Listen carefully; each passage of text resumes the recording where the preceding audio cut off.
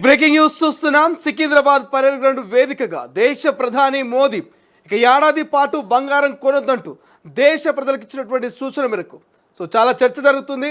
ప్రధానంగా jewellery stock మొత్తం కూడా కుప్పకూలినటువంటి పరిస్థితి కనిపిస్తుంది. ఇప్పటికే బంగారం సంబంధించినటువంటి వ్యాపారులంతా కూడా మోడీపై కొంత విమర్శలు గుప్పిస్తున్నటువంటి పరిస్థితి. ఇప్పటికే బంగారం ధరలు పెరిగినాయి. ధరలు పెరిగిన నేపథ్యంలో ఎవరు బంగారం కొనట్లేదన్నటువంటి నేపథ్యం కనిపిస్తూ ఉంది. ఈ టైంలో ప్రధాని మోదీ ఏడాది పాటు బంగారం కొనొద్దంటూ ఆయన చేసినటువంటి సూచన మేరకు కొంత ఈ జ్యువెలరీ స్టాక్ అంతా కూడా కుప్పకూలినట్టుగా తెలుస్తుంది. రైట్లో ఒకసారి దీనికి సంబంధించినటువంటి పూర్తి డీటెయిల్స్ తెలుసుకునేటువంటి ప్రయత్నం చేద్దాం. ప్రధానంగా బిజినెస్ ఎక్స్పర్ట్స్తో పాటు పొలిటికల్ అనలిస్టులు సైతం మోదీ ప్రధాని ఏదైతే ప్రధానంగా చేసినటువంటి వ్యాఖ్యల మీద డిస్కస్ చేస్తూ ఉన్నారు. ఎందుకు ప్రధాని మరి ఏడాది పాటు బంగారం కొనొద్దు అంటూ స్టేట్మెంట్ ఇచ్చారనే ఒక చర్చ ప్రధానంగా మొదలైనటువంటి పరిస్థితి. రైట్ నౌ గురుప్రసాద్ గారు బిజినెస్ ఎక్స్పర్ట్ తొలివేలుతో జాయిన్ అవుతున్నారు. సార్ నమస్తే సార్. నమస్కారం సార్. సార్ ప్రధానంగా నిన్న ప్రధాని మోదీ చేసినటువంటి వ్యాఖ్యలు చాలా చర్చనీయాంశంగా మారుతా ఉన్నాయి. ఎందుకు ప్రధాని ఏడాది పాటు అసలు బంగారమే కొనొద్దని చెప్పాడని ఒక చర్చ జరుగుతుంది. ఇప్పటికే ఈ జ్యువెలరీ స్టాక్ కూడా కుప్పకూలినట్టుగా కొంత సోషల్ మీడియాలో వార్తా కథనాలు వైరల్ అవుతున్నాయి. ఏమైనా సార్ ఎందుకు బంగారం కొనొద్దని చెప్పారు? లేదు సార్, ఇది వచ్చి ఆయన చెప్పిన విధానం వేరు, మనం అర్థం చేసుకునేది వేరు. ఓకే, యాక్చువల్గా ఇది ఆయన నిషేధం, బంగారాన్ని నిషేధం అని చెప్పలేదు, తగ్గించమని చెప్పాడు. ఎందుకంటే మనం వచ్చి యాక్చువల్గా బంగారం వచ్చి మనం ఇంపోర్ట్ చేసుకుంటున్నాం. ఓకే, ఇంపోర్ట్ చేసుకుంటే మనం డాలర్స్ లో మనం పే చేస్తున్నాము. ఇప్పుడు క్రూడ్ ఆయిల్ రేట్ పెరుగుతుంది కాబట్టి మన మనీ అనేది వచ్చి టోటల్ గా ఇండియా నుంచి అన్ని డాలర్స్ రూపంగా బయటికి వెళ్ళేటప్పుడు డాలర్ వాల్యూ పెరుగుతుంది. కాబట్టి ఆల్రెడీ క్రూడ్ ఆయిల్ కూడా బాగా విపరీతంగా పెరుగుతుంది ఖర్చులు. కాబట్టి ఆయన ఏమన్నారంటే ఖర్చును తగ్గించండి, బంగారం వచ్చి అంటే అవసరం అయితే కొనండి, అంతే, అంతవరకే. కానీ మీకు రెగ్యులర్ సేవింగ్స్ అనేది ఈ 1 year కొద్దిగా తగ్గించండి, ఇన్వెస్ట్మెంట్ పర్పస్ అయితే కొద్దిగా తగ్గించండి, అవసరం అయితే కొనండి అని ఆయన చెప్పాడు. కానీ ఇది వేరే విధంగా అనుకో, జస్ట్ ఇది 1 or 2 days, ఇది ఆయన కొద్దిగా క్లారిటీగా ఆయన నిన్న చెప్పలేదు, జస్ట్ ఆయన ఒక ఫ్లో లో చెప్పేశాడు. బట్ దాని అర్థం వచ్చి అంతే, యాజ్ పర్ ఆర్థికంగా వచ్చి ఇలాగే మనం అనుకోవాలి. ఎందుకంటే బంగారం వచ్చి మనం మొత్తం ఇంపోర్ట్ మనం చేసుకుంటున్నాము. ఇంపోర్ట్ చేసుకునేటప్పుడు మనం వచ్చి డాలర్ రూపంగానే మనం డబ్బులు పే చేస్తున్నాం, మన ఇండియన్ రూపీలో మనం పే చేయట్లేదు, కరెక్టా? అప్పుడు మనం డాలర్ రూపంలో మనం పే చేసేటప్పుడు ఈ రోజు మనకి డాలర్ వచ్చి ఆల్మోస్ట్ 95 రూపీస్ దాకా కూడా టచ్ అయ్యి, ఇది క్రూడ్ ఆయిల్ ఇంకా పెరిగితే ఇంకా ఎక్కువ పెరుగుతుంది. 100 రూపీస్ కూడా డాలర్స్ మన యూఎస్ డాలర్ వెళ్ళడానికి అవకాశం ఉంది. కాబట్టి దానికి అప్పుడు మనకి ఏమవుతుందంటే గోల్డ్ రేట్ ఇంకా బాగా ఇదవుతుంది. ఓకే, అండ్ దాంతోపాటు ఈ వంట నూనెకి సంబంధించిన ఆయిల్ని కూడా చాలా తక్కువగా వాడితే బెటర్ రేట్ ఒక సూచన కూడా ప్రధాని మోదీ చేసినటువంటి పరిస్థితి. ఈ వంట నూనెకి సంబంధించి డెఫినెట్గా సార్, ఎందుకంటే ఇప్పుడు అట్ ప్రెసెంట్ క్రూడ్ ఆయిల్ వచ్చి ఆల్రెడీ సస్టైన్ అయిపోయింది. ఏమైపోయిందంటే ఇంతకు ముందు $90, $100 వచ్చినప్పుడు ఇమీడియట్ గా అక్కడి నుంచి ఒక సెల్లింగ్ ప్రెజర్ వచ్చి $60 కి $70 కి సస్టైన్ అయ్యేది. బట్ మీరు గత కొంతకాలంగా చూస్తే ఒక 1.5 month నుంచి క్రూడ్ ఆయిల్ స్టాండర్డ్ గా $100 కిందనే ఉంది, అంటే 100 కి నీరు ఉంది.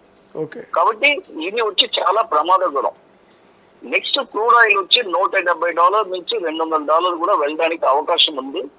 ఎందుకంటే క్రూడ్ ఆయిల్ ఈ రేట్ లో ఉండడం అనేది చాలా ప్రమాదం. ఎందుకంటే ఇది వచ్చి cat on the wall. Definite గా ఇక్కడ నుంచి మళ్ళీ ఒక క్రూడ్ ఆయిల్ లో వచ్చి ఒక పెద్ద ర్యాలీ వెళ్ళడానికి అవకాశం ఉంది.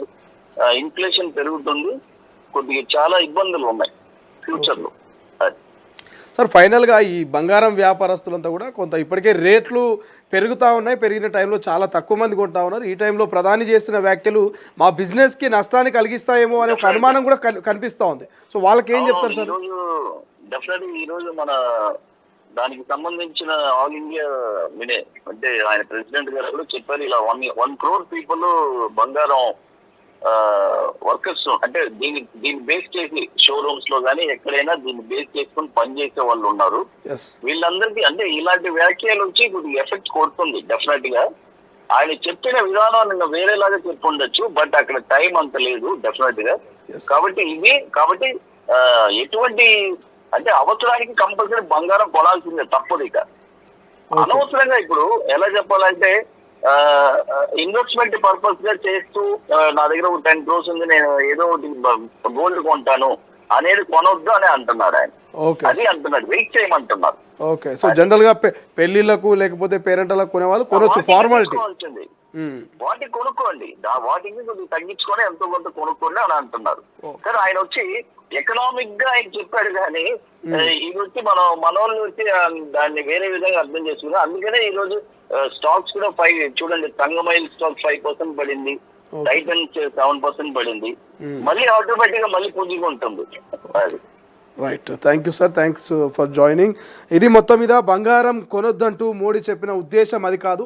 సో డాలర్ రేటు పెరిగిపోతుంది, సో రూపీ వాల్యూ పడిపోతుంది. కాబట్టి సో దయచేసి ఇన్వెస్ట్మెంట్ పర్పస్ కోట్ల రూపాయలు ఉన్నాయి, బంగారం మీద ఇన్వెస్ట్మెంట్ చేద్దామని బంగారం మీద ఆధిపత్యం చెలాయించడం కాదు. సో బంగారం మీద కాకుండా మీరు వేరే దాని మీద ఇన్వెస్ట్మెంట్ చేస్తే బాగుంటుంది. సో డాలర్కు రూపీ తగ్గుతుంది, డాలర్ పెరుగుతుంది. సో ఎప్పుడైతే మరి బంగారాన్ని మనం దిగుమతి చేసుకోవాలో అప్పుడు చాలా కష్టతరంగా ఉంటుంది, డబ్బులంతా కూడా విదేశాలకు వెళ్ళిపోయేటువంటి పరిస్థితి. కాబట్టి సో జనరల్ ఫార్మాలిటీ కింద కొనేవాళ్ళు కొనొచ్చు అంటూ కూడా మోదీ చెప్పిన సందేశానికి అర్థమంటూ బిజినెస్ ఎక్స్పర్ట్ చెప్తున్నటువంటి పరిస్థితి. రైట్, ఒకసారి దానికి సంబంధించినటువంటి పూర్తి డీటెయిల్స్ కనుక మనం చూస్తే, సో మోదీ చెప్పినటువంటి పొదుపు సూత్రాల గురించి మనం డిస్కస్ చేద్దాం. అసలు మోదీ ఎందుకు ఈ మాటలు చెప్పాల్సి వచ్చింది? ఏడాది పాటు బంగారం కొనుగోలు బంద్ చేయాలి, శుభకార్యాలకు బంగారం కొనుగోలును తగ్గించుకోవాలి, బంగారం దిగుమతులు తగ్గిస్తే విదేశీ మారక ద్రవ్యం పెరుగుతుంది, పేద మధ్యతరగతి ప్రజల దుబారా ఖర్చులు తగ్గించుకోవాలంటూ ఆడంబరాలకు పోకూడదంటూ ప్రధాని చెప్పినటువంటి పరిస్థితి. అయితే విదేశాల్లో డెస్టినేషనల్ మ్యారేజ్లను పూర్తిగా తగ్గించుకోవాలి, ప్రజలు విదేశీ పర్యటనలు సైతం తగ్గించుకోవాలి, వంట నూనెల వినియోగాన్ని తగ్గించాలంటూ వంట నూనెల ఉత్పత్తిలో స్వయం సమృద్ధి సాధించాలంటూ మోదీ చెప్తున్నారు. పంటలకు రసాయన ఎరువులు అంటే వినియోగానికి భారీగా తగ్గించి రైతులు సేంద్రియ వ్యవసాయంపై కొంత మక్కువ చూపించాలంటూ కూడా ప్రధాని చెప్తా ఉన్నారు.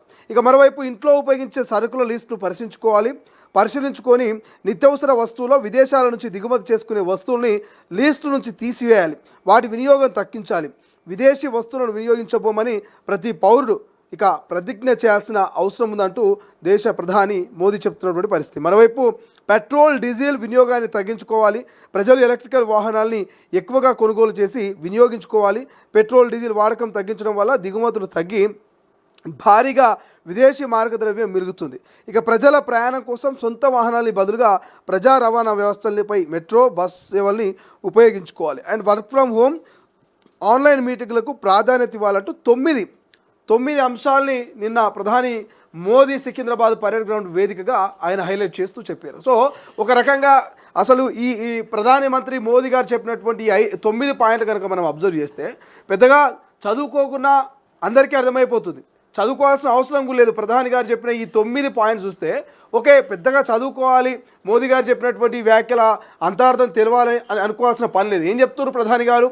ఇతర దేశాల నుంచి మనము నూనెలైనా, వాహనాలైనా, పెట్రోల్ డీజిల్ గ్యాస్ అయినా, బంగారం అయినా, ఏదైనా సరే ఇతర దేశాల నుంచి మనం దిగుమతి చేసుకుంటే మన రూపీ వాల్యూ పడిపోతుంది, మన డబ్బులన్నీ విదేశాలకు వెళ్ళిపోతున్నాయి, సో డాలర్ రేటు పెరిగిపోతుంది. అంటే మన సంపద అంతా కూడా మనము దిగుమతి రూపంలో వస్తువులను కొనుగోలు చేయడం వల్ల ఇతర దేశాలకు పోతుంది, ఆర్థికంగా మనము వెనకబడిపోతాం, ఇబ్బందుల పాలవుతాం అనేది ప్రధాని మోదీ ప్రధానంగా మరి ఆ వేదిక మీద నుంచి ఆయన 9 అంశాల గురించి చెప్పినటువంటి వాటి యొక్క సందేశంగా తెలుస్తూ ఉంది.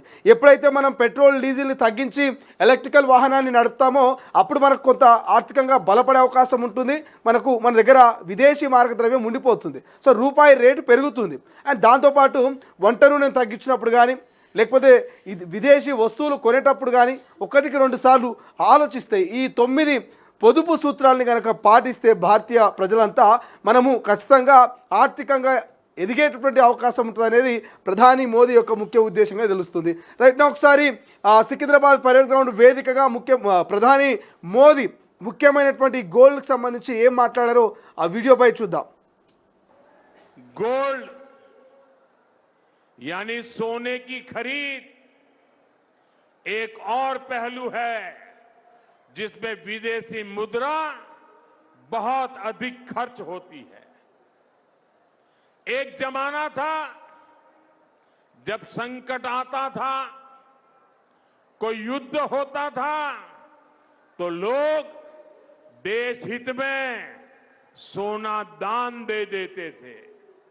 आज दान की जरूरत नहीं है, लेकिन देश हित में हमको ये तय करना पड़ेगा कि साल भर तक घर में कोई भी फंक्शन हो, कोई भी कार्यक्रम हो, हम सोने के गहने नहीं खरीदेंगे, सोना नहीं खरीदेंगे।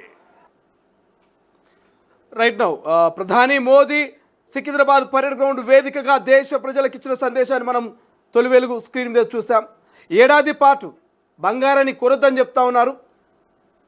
వంట నూనెకు సంబంధించి ఏదైతే మనం వంటలో ఉపయోగించే నూనెను తగ్గించాలని చెప్తున్నారు. రైతన్నలు ఎరువుల వాడకాన్ని తగ్గించి సేంద్రియ పద్ధతిలో వ్యవసాయం చేయాలని చెప్తున్నారు. అండ్ దాంతోపాటు పెట్రోల్, గ్యాస్ వీటన్నిటిని కూడా వినియోగాన్ని తగ్గించి ఎలక్ట్రికల్ వాహనాల వైపు వెళ్ళాలంటున్నారు. ఎవరైతే ఈ సాఫ్ట్వేర్ కంపెనీలో పనిచేసే ఉద్యోగస్తులు ఉంటారో వర్క్ ఫ్రమ్ హోమ్కి ప్రిఫరెన్స్ ఇవ్వాలని చెప్తున్నారు.